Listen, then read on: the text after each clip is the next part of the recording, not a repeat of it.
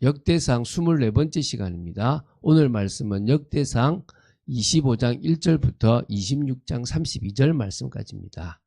25장 1절 말씀을 합독하고 역대상 25장과 26장을 다 이렇게 보도록 하겠습니다. 내용은 길지만 별로 이렇게 그냥 지나가도 될 부분들이 많다고 보입니다. 자, 그러면 역대상 25장 1절 말씀을 한 목소리로 합독하겠습니다. 다윗이 군대 지휘관들과 더불어 아삽과 헤만과 여두둔의 자손 중에서 구별하여 섬기게 하되 수금과 비파와 재금을 잡아 신령한 노래를 하게 하였으니 그 직무대로 일하는 자의 수요는 이러하니라. 자, 우리 역대상 23장부터 26장은 다윗이 종교 조직을 정비했던 그런 내용입니다. 계속 이어가는데 이제 오늘 25장과 26장을 통해서 이 종교 조직에 대해서 마무리 짓습니다. 그러니까 하나님을 섬기는 조직을 이 나라에서 만들었다는 거예요. 그러니까 한마디로 하나님을 섬기는 나라다라고 하는 부분을 누가 봐도 이렇게 알 수 있게끔 만들어 놨다는 거죠. 25장은 레위인 성전 찬양대, 우리 보통 성가대라고 말하는데요. 이 찬양단의 직제와 24반열에 대한 내용이라고 보시면 되고요. 26장은 레위인 성전 문지기를 또 24반열에 맞춰서 세웠고요. 또 성전과 성물 창고를 담당하는 레위인 등 어쨌든 여러 레위인 공직자를 임명한 부분들에 대한 내용입니다. 그래서 사실은 아주 세밀하게 하나님 앞에서 하나님을 섬기는 일이 얼마나 중요한지를 이 다윗이 잘 정리해 놨습니다.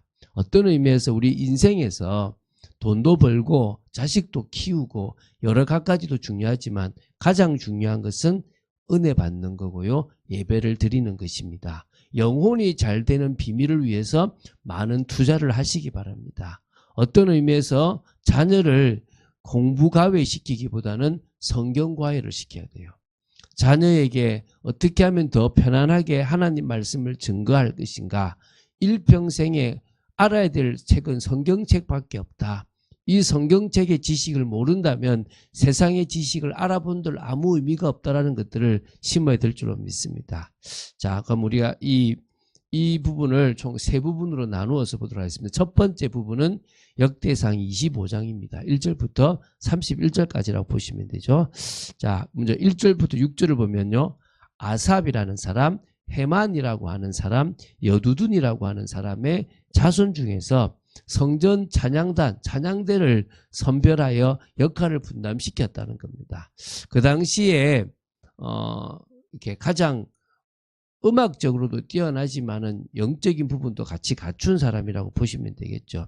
수금과 비파와 재금을 잡고 신령한 노래, 하나님을 향한 영적인 노래를 할 수 있었던, 그리고 하나님을 섬길 수 있었던 자들입니다. 그래서 다윗은 음악에 특별한 재능을 가진 사람들을 구별해서 신령한 노래로 하나님을 섬기게 하였는데요. 그 이유는 자신이 뛰어난 연주자요, 또한 시인으로서 그 누구보다도 이 찬양의 가치와 능력을 잘 알고 있었습니다. 다윗이 찬양을 하면 사울 왕에게 들었던 악신이 떠나갔습니다. 그 정도로 이 찬양의 위력이 엄청나거든요. 그래서 그 능력을 알기 때문에 그냥 노래만 잘하는 사람이 아니라 영성을 갖춘 사람이라고 보면 되겠죠. 그게 바로 아삽과 헤만과 여두둔이라고 보시면 됩니다. 그 자손들 중에서 이게 특별히 이 음악만 있는 게 아니라 영적인 것을 아는 사람들을 구별했다라고 보시면 됩니다. 그래서 그 음악적인 재능으로 소명을 감당하도록 만드는 건데요. 이 7절부터 31절은요, 이 성전 찬양단, 찬양대에 이 선발된 아삽과 헤만과 여두둔의 자손들을 이렇게 이렇게 대가나 초보자나 선생이나 제자를 막론하고 제비를 뽑아가지고 24반열로 공평하게 나누었다는 겁니다. 또 그 24반열의 대표자도 또 세웠다는 거예요. 그래서 보면 7절에 보면 그들과 모든 형제 곧 여호와를 찬송하기를 배워 익숙한 자의 수요가 288명이라 이 무리의 큰 자나 작은 자나 스승이나 제자를 막론하고 다 같이 제비 뽑아 직임을 얻었으니 이렇게 나왔어요. 내가 뛰어나니까 폼 좀 잡을게 이런 거 없이 똑같이 동일하게, 어떤 의미에서 교회도 마찬가지입니다.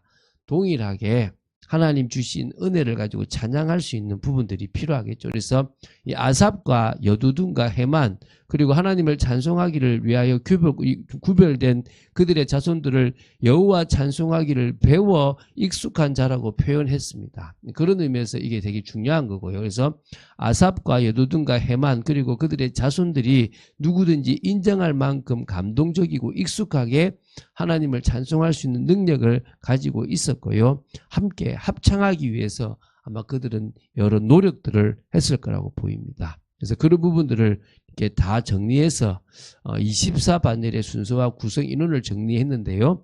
그 구성 인원을 살펴보면 각 반열이 12인으로 구성되어 있고, 또 그래서 그 속에서 이제 각자가 할 수 있는 부분들을 했다고 보시면 됩니다. 자, 이제 두 번째 부분은 역대상 26장 1절부터 19절입니다. 레위인 성전 문지기 24반열에 대한 내용입니다. 제가 성전을 보면요, 성전 문지기도 되게 중요해요. 아무나 들어오면 안 되는 거예요. 구별된 곳을 구별되게 들어갈 수 있게끔, 어떤 것, 여기까지는 뭐 이방인이 들어가고, 여기까지는 여인들이 들어가고, 여기까지는 또 일반인이 들어가고, 요 다음은 이제 누굽니까? 바로 그 레위인이나 제사장이 들어가는 그런 부분들을 다 지키게 했다라고 보시면 되겠죠.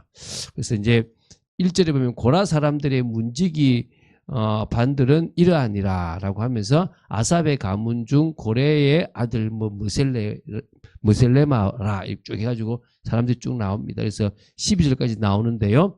성전 문지기는 고라 족속 아삽의 자손 무셀레마 계열에서 7반열이 나오고요. 고라 족속 그앗 가문의 오벳에돔 계열에서 또 7반열이 나오고요. 오벳에돔의 아들 스마야 계열이 6반열에서 나오고요. 무라리 자손 호사의 계열이 또 4반열을 차지하게 되는 부분들이 나옵니다.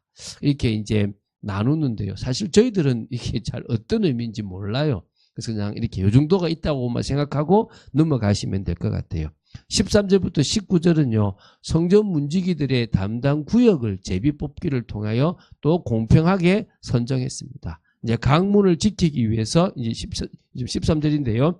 그의 조상의 가문을 따라 대소를 막론하고 다 제비 뽑혔으니, 그러니까 대소, 큰 자 작은 자, 내가 좀 편한 자리 이거 지킬게 이런 거 없었습니다.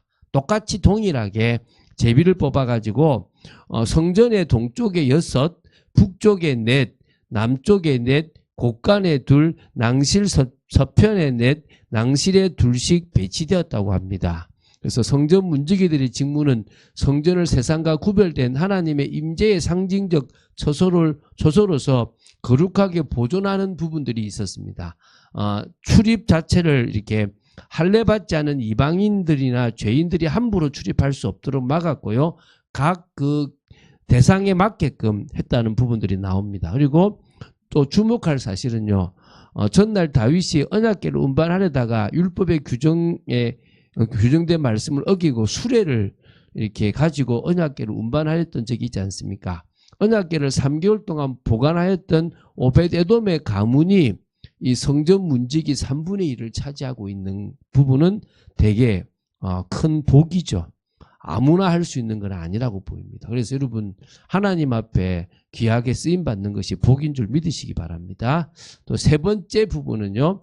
역대상 26장 10절부터 20절부터 32절입니다.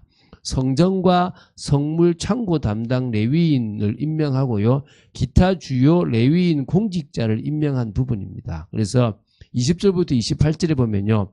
성전 창고와 성물 보관 창고 담당자의 명단이 나와요. 레위 사람 중에 아이야는 하나님의 전 곳간과 성물 곳간을 맡았으며 이런 식으로 나옵니다. 그래서 이 성전 창고는 게르손 계열 라단 자손들과 그핫 계열 아므람 자손 또 이스라엘 자손 헤브론 자손 우시엘 자손 중에서 모세의 아들 게르솜의 분파가 담당하였다라고 보시면 됩니다. 저도 사실 잘 몰라요. 그리고 성물 창고는 모세 아들 중 차자인 엘리에셀의 자손들이 담당했다라고 보시면 됩니다. 자, 이제 29절부터 32절인데요. 기타 주요 레위인 공직자의 임명에 대한 내용입니다. 이스라엘 자손 중에 그나냐와 그의 아들들은 성정 밖에서 이스라엘의 일을 다스리는 관원과 재판관이 되었고 막 이렇게 나오잖아요. 그래서 그핫 계열 이스라엘 분파 중에서 그나야의 자손들이 사법 행정을 담당했고요. 역시 그핫 계열 하샤바 분파가 요단 서편 지방의 행정을 담당했고요. 그핫 계열 헤브론 분파 여리야 가문이 요단 동편의 지방 행정을 담당했다고 해요. 이게 어떤 행정인지는 잘 모르겠어요. 영적인 것과 관계되어 있는 부분이지 않겠나 생각을 합니다. 어쨌든 이렇게 레위인을 했습니다. 그래서 좀 정리를 해보면요. 역대상 25장은 찬양단, 이 찬양대회를 조직한 부분인데 아삽과 헤만과 여두둔의 가문 중을 그 중심으로 이렇게 뽑았다고 보시면 되고요. 26장은요. 문지기를 뽑고 재무관리나 외적 행정 조직을 세웠다라고 보시면 됩니다. 그런데 핵심은 제비 뽑아서 아주 공평하게 순서를 정했다라는 부분들이 나오고요. 성전 봉사 체계가 매우 세밀하고 체계적이다라고 보시면 돼요. 우리도 우리 교회를 섬기고 하나님께 영광 돌리는 부분이 조금 부족한 비전문가가 된다 하더라도 좀 체계적이고 구체적으로 할 수 있고 또 그들이 할 수 있도록 우리 힘을 주면 됩니다. 저는 여러분 뭐 성도든 중직자든 장로든 어떤 사람이 다 제가 힘을 많이 줘요. 잘해서 잘한다고 칭찬하는 것도 있지만 못하지만 또 잘할 수 있을 거라고 생각하고 칭찬을 하기도 해요. 그런 의미에서 우리가 우리의 여러 부분들에 들어가서 여러분들이 자꾸 힘주고 세워나간다면 우리 또 이런 중요한 조직을 통해서 소금의 역할을 감당하는 일이 일어날 줄로 믿습니다. 그런 축복을 누린 여러분 되시길 주 예수 그리스도 이름으로 축원드립니다.